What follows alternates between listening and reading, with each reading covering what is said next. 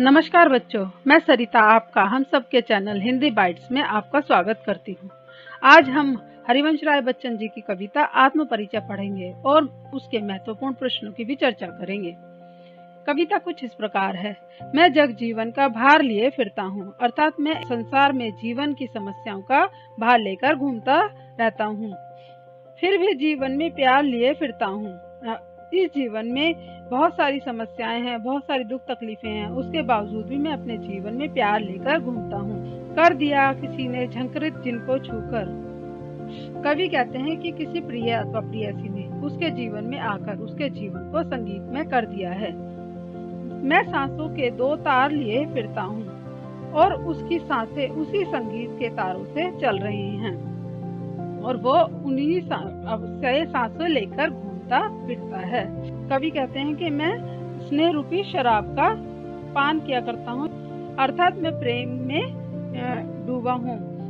मैं कभी न जग का ध्यान किया करता हूँ। मैं इस संसार का कभी ध्यान नहीं करता, उससे कभी परवाह नहीं करता। जग पूछ रहा उनको जो जग की गाते। इस संसार का नियम है जो इस संसार के अनुसार चलता है और उसके गुणगान करता है। जग सिर्फ उन्हीं को पूछता है। मैं अपने मन का गान किया करता हूँ। मैं इस संसार के नियमों को नहीं मानता और मैं अपनी इच्छा अनुसार चलता हूँ, अर्थात अपने मन के अनुसार ही काम किया करता हूँ। कवि इस कविता में अपने बारे में या निजी प्रेम को स्वीकार करते हैं। संसार के स्वार्थी स्वभाव को भी इसमें बताया गया है। स्नेह सुरा व सांसों की तार में रूपक अलंकार है, जबकि जग जीवन स्नेह सुरा में अनुप्रास अलंकार है, क्योंकि इसमें वर्णों की आवृत्ति है। तो इसमें आम भाषा खड़ी बोली का प्रयोग किया गया है। मैं निज उर के उद्गार लिए फिरता हूँ। कवि कहते हैं कि मैं अपने मन की भावनाओं को दुनिया के सामने कहने की कोशिश करता हूँ। मैं निज उर के उपहार लिए फिरता हूँ। उससे जो खुशी के उपहार उसे मिले हैं उन्हें वो अपने साथ लेकर घूमता है। यह अपूर्ण संसार न मुझको भाता। कवि कहते हैं कि ये अपूर्ण संसार मुझे नहीं भाता, क्योंकि ये संसार बिना प्रेम के अपूर्ण है, पूरा नहीं है। मैं स्वप्नों का संसार लिए फिरता हूँ। कवि ने अपने मन में अपनी कल्पना का एक अलग संसार बनाया है। मैं जला हृदय में अग्नि दाह करता हूँ। कवि कहता है कि मैं अपने हृदय में आग जलाकर उसमें जलता हूँ, अर्थात मैं प्रेम की जलन में स्वयं को ही दहन करता हूँ, जलाता हूँ। सुख दुख दोनों में मग्न रहा करता हूँ। बच्चों सब जानते हैं कि जब कोई ज्यादातर व्यक्ति क्या होते हैं, सुख होता है तो ज्यादा खुश होते हैं, दुख होता है तो बहुत दुखी होते हैं। परंतु कवि क्या कहते हैं, सुख दुख दोनों में ही खुश रहता हूँ, मगन रहता हूँ। जब भव सागर तरने को नाव बनाए। जग भव सागर यह संसार की परेशानियों का सागर है और इन परेशानियों को दूर करने के लिए जग नए नए साधन जुटाता रहता है। इस संसार को पार करने के लिए नए नए साधन जुटाता रहता है। मैं भव मौजों के पर मस्त बहा करता हूँ। मैं इस संसार की लहरों पर बस अपनी ही मस्ती में बहता चला जाता हूँ, जिस पर इस संसार के भौतिक साधनों का कोई प्रभाव नहीं पड़ता है। स्वप्न का सागर यानी सपनों का संसार, इसमें 100 की आवृत्ति है, तो अनुप्रास तथा भव सागर और भव मौजों में रूपक अलंकार है। मैं यौवन का उन्माद लिए फिरता हूँ।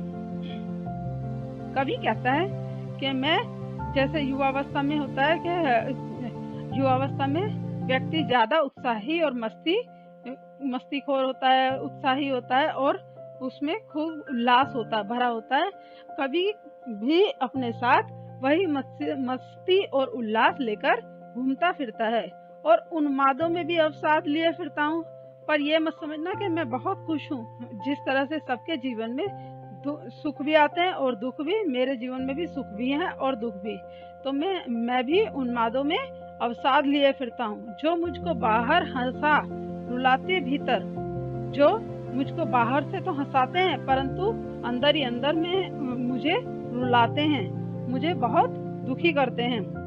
मैं हाय किसी की याद लिए फिरता हूँ, अर्थात कभी जिस अपनी प्रेयसी को खो चुका है वो उसकी याद अपने हृदय में लेकर फिरता है।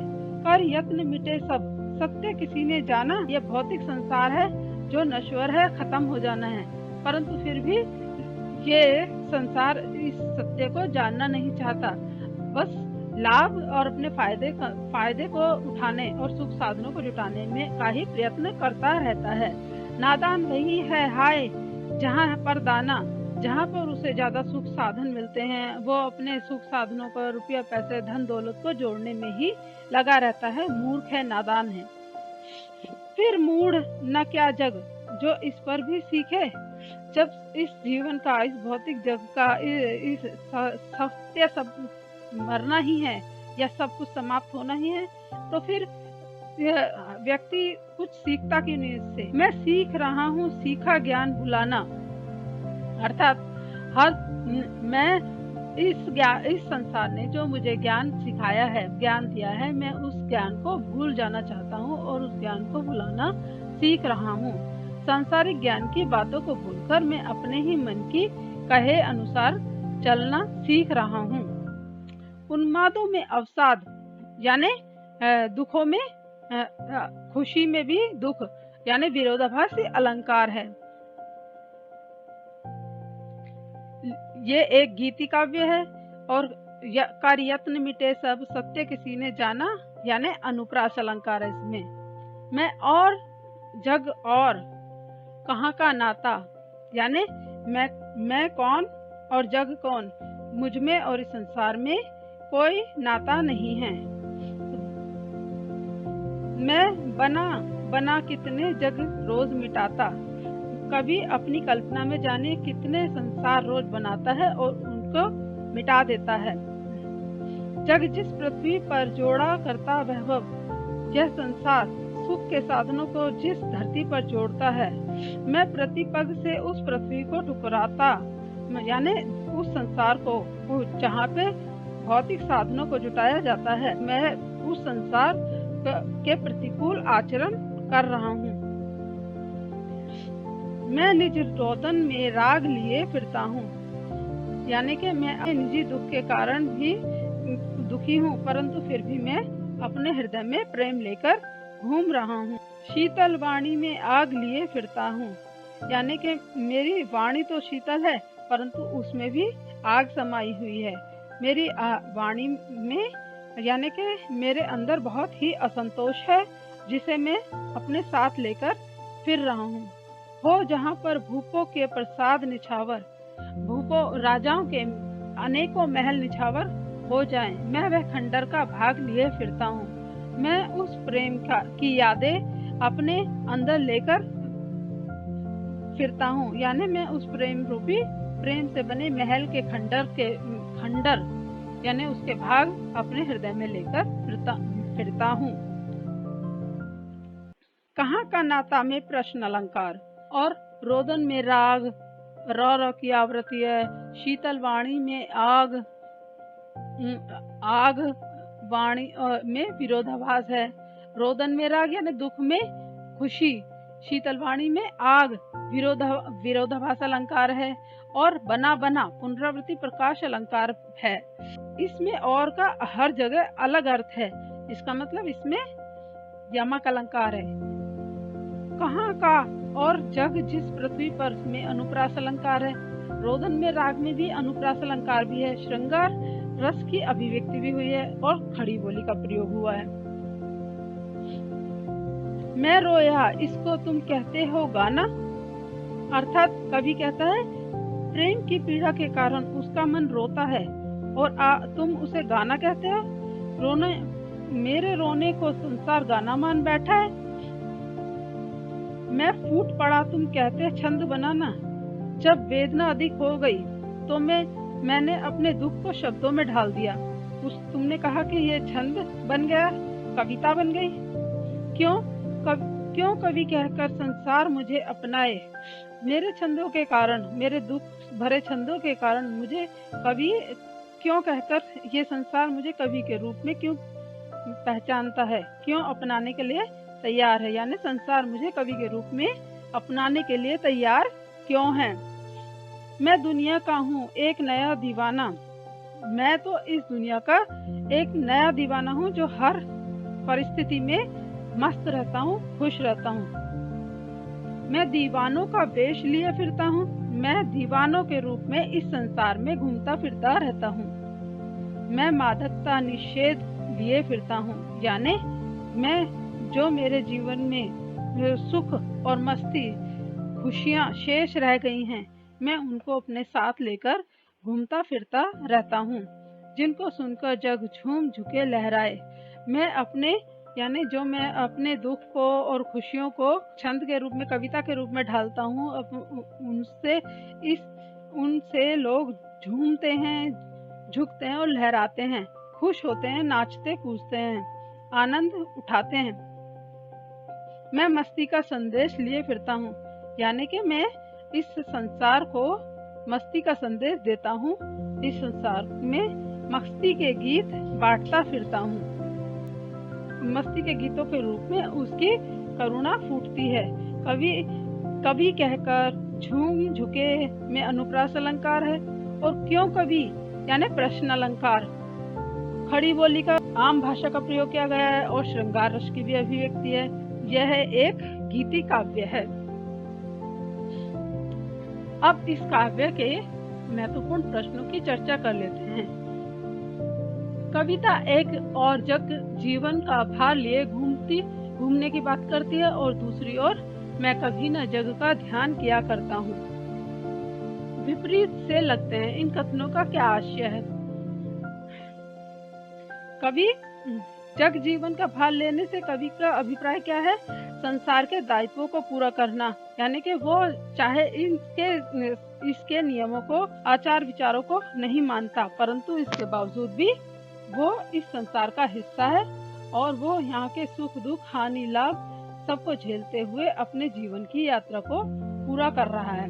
दूसरी तरफ कवि कहता है कि मैं कभी इस संसार की तरफ ध्यान भी नहीं देता, यानी कि इस संसार के भौतिक साधनों की ओर उसका कोई ध्यान नहीं जाता। वो सिर्फ अपनी प्रेम की दुनिया में, कल्पना की दुनिया में, जो कि उसके प्रेम, जिसमें सिर्फ प्रेम ही प्रेम है, उसी में ही रहता है।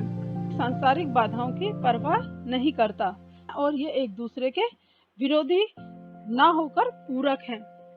दूसरा प्रश्न, जहाँ पर दाना रहते हैं वहीं नादान भी होते हैं। कवि ने ऐसा क्यों कहा है? अर्थात कवि क्या कहते हैं कि जहाँ पर सांसारिक सुख साधन होते हैं, जहाँ उनको लाभ होना होता है, वो वहीं बढ़ते हैं, वहीं जाते हैं, क्योंकि वो एक मूर्ख इंसान है और इन्हीं सुख साधनों को सच्चे साधन मान बैठे हैं। वो ये भूल जाते हैं कि ये संसार नश्वर है और ये असली सुख नहीं है, सच्चा सुख नहीं है। तीसरा प्रश्न, मैं और जग और कहाँ का नाता। पंक्ति में और शब्द की विशेषता बताइए। अर्थात ये प्रश्न में पहले भी चर्चा कर चुकी हूँ, यानी इसमें और शब्द के 3 बार प्रयोग किया गया और तीनों बार और शब्द का अर्थ अलग है। एक और में कभी आम व्यक्ति स्वयं को आम व्यक्ति से अलग बताता है, तो दूसरे और में वह संसार की विशिष्टताओं को बताता है। तीसरे और के प्रयोग में संसार और कवि में किसी तरह का कोई संबंध नहीं होता, यानी तीनों और का अर्थ अलग होने से इसमें यमक अलंकार है। प्रश्न 4, शीतल वाणी में आग के होने का क्या अभिप्राय है? यानी शीतल एक ठंडा अर्थात, और आग अर्थात अग्नि, यानी विद्रोह, आक्रोश, असंतोष, यानी ये एक दूसरे के बिल्कुल विरोधी हैं। वह समाज की व्यवस्था से संतुष्ट नहीं है, वह प्रेम रहित संसार को अस्वीकार करता है, अतः अपनी वाणी के माध्यम से अपनी असंतुष्टि को व्यक्त करता है, और वह अपनी कविताओं के माध्यम से लोगों को जागृत कर रहा है। आशा है आपको ये कविता समझ आ गई होगी।